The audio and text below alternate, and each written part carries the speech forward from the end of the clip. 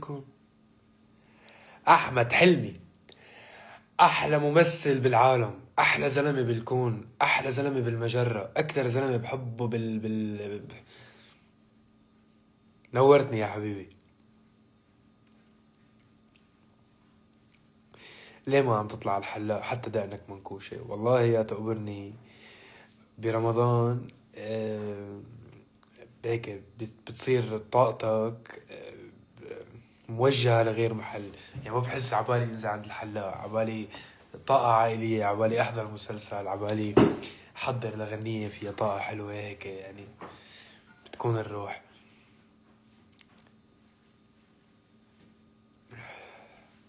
حاسس حالي كتير اصلا. شكلك كتير متغير. ايه حاسس حالي متغير عن قبل، لانه عم نكبر مع بعض. بلشنا صغار بلا دقن، كنتوا تتساءلوا علي لاني بلا دقن. هلا عم تطلع الدقن معكم وعم نكبر مع بعضنا ونتطور مع بعضنا.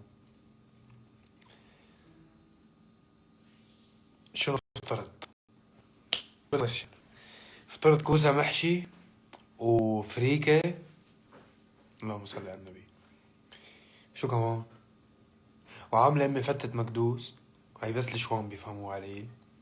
فتة مكدوس وفريكة وكوسة محشي وعامل. بس بعدين هذا فطرنا.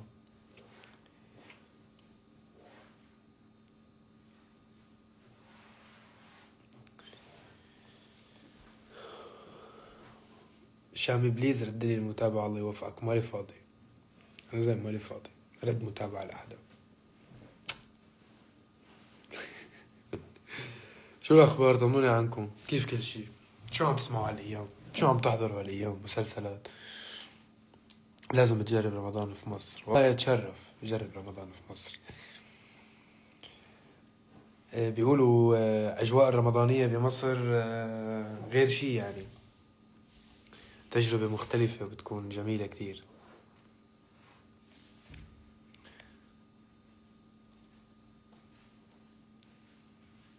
صاير حباب على الدقن الطويلة. أنا حباب بدقن وبلا دقن، انتم ما بتشوفوا. بس أنا مبسوط، علاقتنا بطلت توكسيك مثل قبل. روق.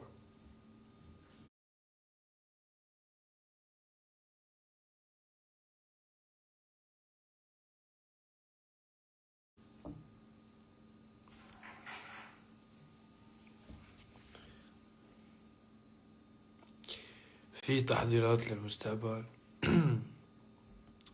في تحضيرات للمستقبل. في الألبوم اللي عم يتحضر. وهلا يعني بنتناقش مع بعض، لأنه في كتير أفكار مشوشة براسي صراحة. يعني وأنا تعودت أكون حقيقي معكم ونتشارك الأفكار والآراء مثل دايما. وبتعطوني رأيكم هلا بشو عم فكر بصراحة.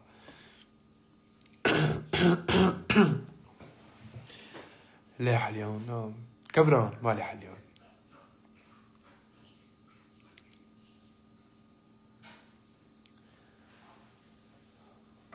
سلام. تقبريني انت مي. ايه زكاتك. اشتقنا لك بتونس. قرطاج هالسنة ان شاء الله اذا الله وفقنا. بنرجع بنعمل حفلة او عدة حفلات بتونس. وفي عنا اخبار كتير حلوة عن المغرب. شكله في حفلة هي السنة بالمغرب. وفي عنا ان شاء الله بالكويت طبعا.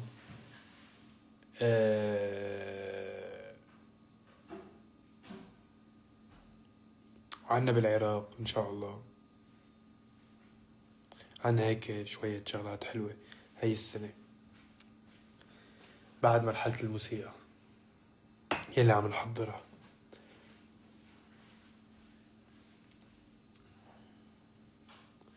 إذا بدنا نتشارك الآراء مثل اليوم اشتريت سيارة بلاها، لا مو هي الفكرة. لا مش فكرة نختار الأغاني اللي بدنا ننزلهم. نحن ممكن نتشارك بالفكر والهوية.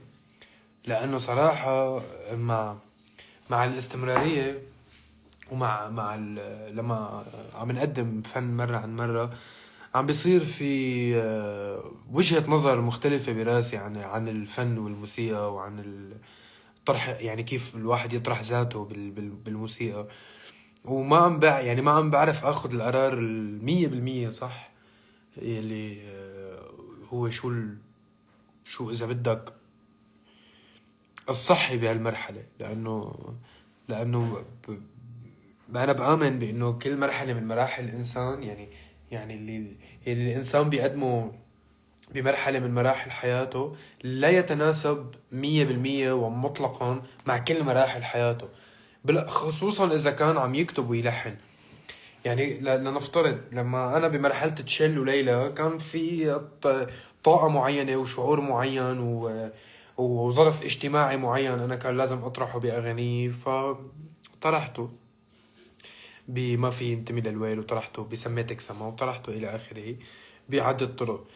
لما جيت على لبنان كان في عندي وجهة نظر بالموسيقى عاطفية، طرحتها بيليلو يا العين وصبران وين ودوالي ودكتور والى اخره، وملكة جمال الكون. ف بس الاخطر شيء اذا بدكم عم بيصير بهي المرحله من الموسيقى هو تبع لما عم بيصير المشروع الفني عموما. عم بحكي هلا بحاله عامه، صوره عامه، لما بيتحول المشروع الفني من مرآة يعني من مشاعري، خليني بفسرها اكثر وبسطها اكثر. لو كنت عم بحكي مشاعري لا تتحول لحالة تتوافق فقط مع الترند.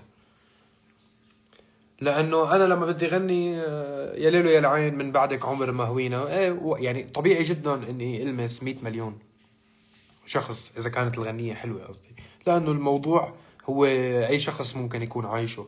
بس لما انا فنان اجتماعي، انا فنان بتناول قضايا اجتماعية، انا ما بس بحكي عن الامور العاطفية.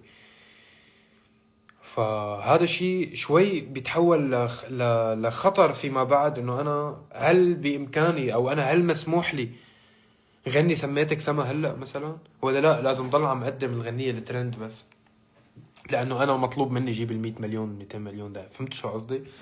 لانه دائما الضغط الاجتماعي عفوا الضغط المسؤولية الفنية بتتحول رقم مع الوقت. وعلما انه انت مش هذا سبب تواجدك، انت سبب تواجدك لانك بتحكي عن قضايا اجتماعية وعن فن وعن الحب بس بوجهة نظر مختلفة.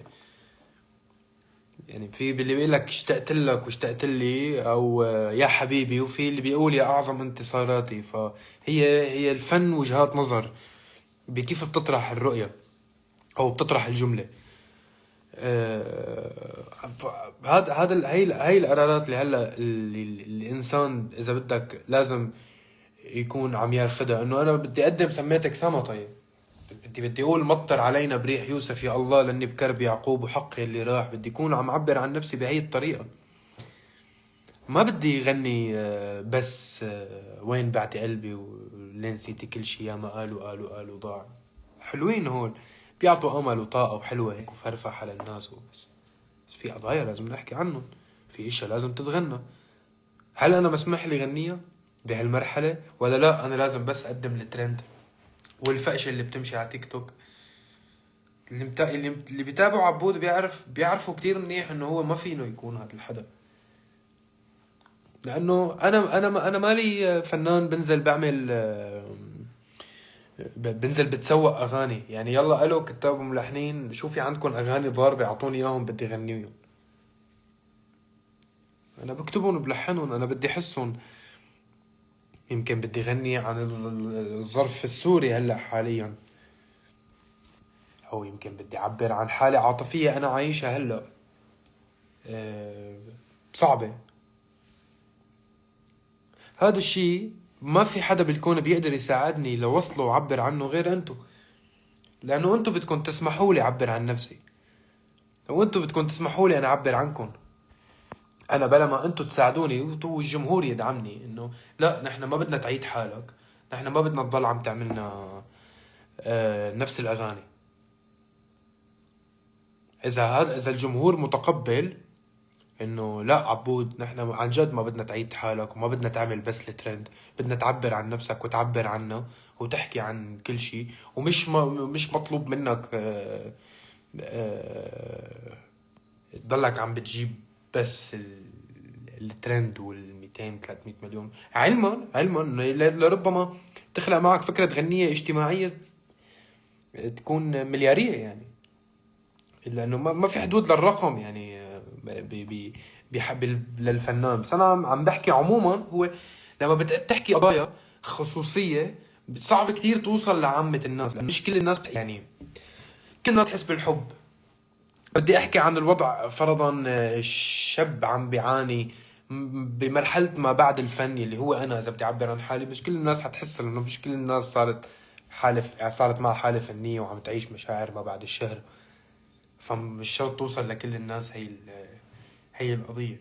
وخصوصا انه انا مستنكر ومستفز ومزعوج من حالة السوق يلي هي تبع انه كله عم بيقدم مادة تتداول تيك توك الا من رحم ربي. انا ما بقدم مادة بدي اقدمها لتيك توك، انا ماني تيك توك. انا بدي اقدم غنية يستشعروها الناس.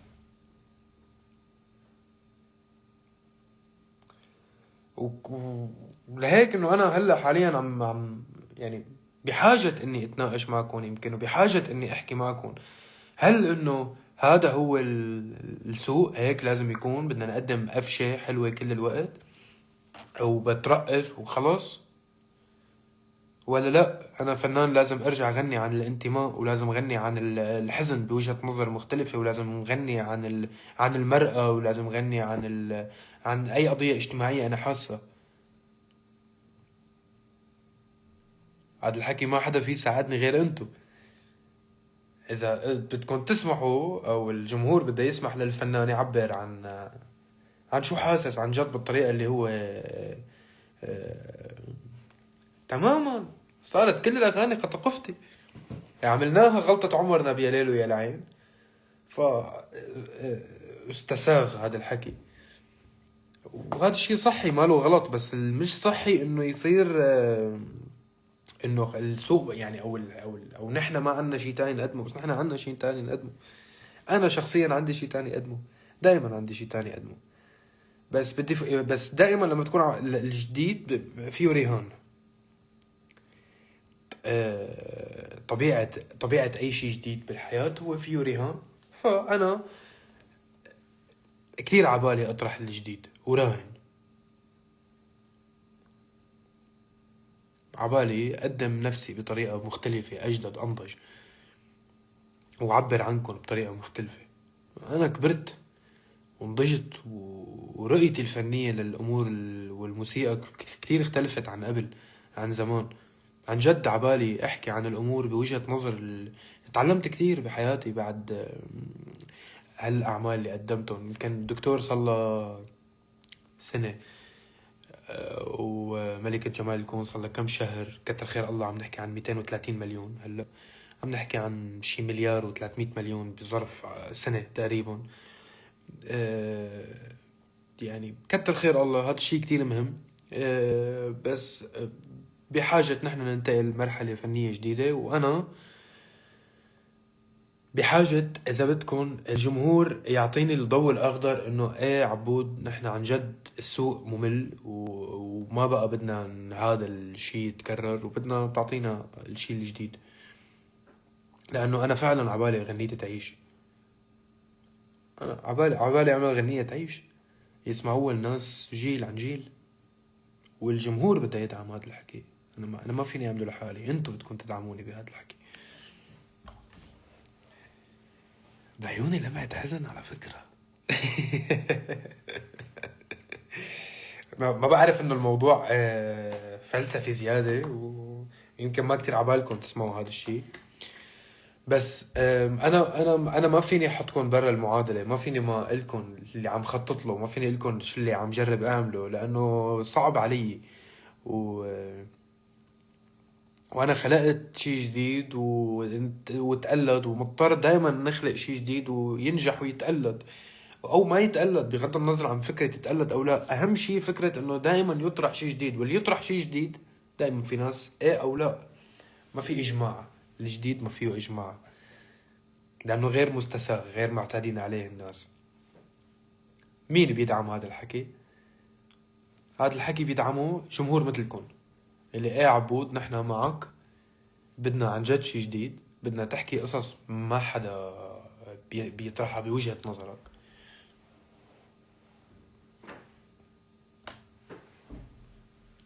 لانه اصلا نوعيه نجاحي كان ما يعني ما بتشبه الثانيه. يعني بفديكي فرضا هي ديب هاوس ما بتشبه صبرا، ما بتشبه يا ليل ويا العين، ما بتشبه وين ما بتشبه دوالي ما بتشبه دكتور يعني.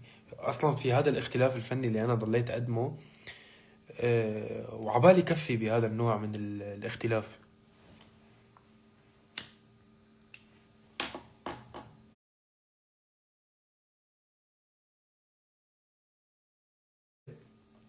كانت هلا بيضربوا لنا اللايف.